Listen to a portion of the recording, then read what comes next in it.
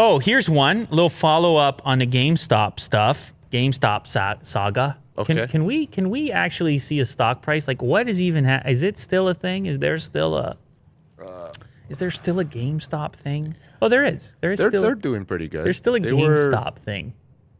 You know, it was dead. It was $40, and then it went all the way up to 170. No, 177. It's down at 101.74 currently.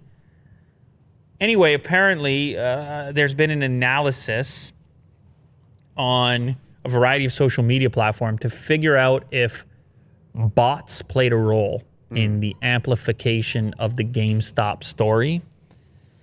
And there's this Massachusetts-based cybersecurity company, Peak Media, and they're suggesting that organized economic or foreign actors may have played a role in the Reddit-driven trading frenzy. Now, this was an analysis where they were looking at the habits of certain tweets and time of day, and they specialize in this type of analysis in looking for behavior that is more likely a bot than it is a typical user. But what isn't necessarily obvious is what, like, the incentive structure outside of just hoping to pump like everybody else.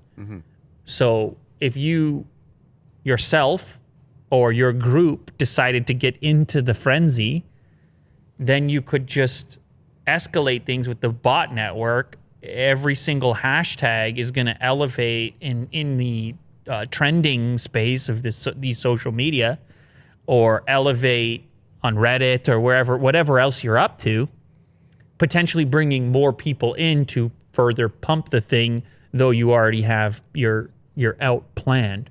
So it could be as simple as those who are in control of these bots looking to profit, but like what else would be the other incentive? Right. I don't know. Manipulation, instability. It seems like Russia always comes. I don't know. You know what I mean? I don't know.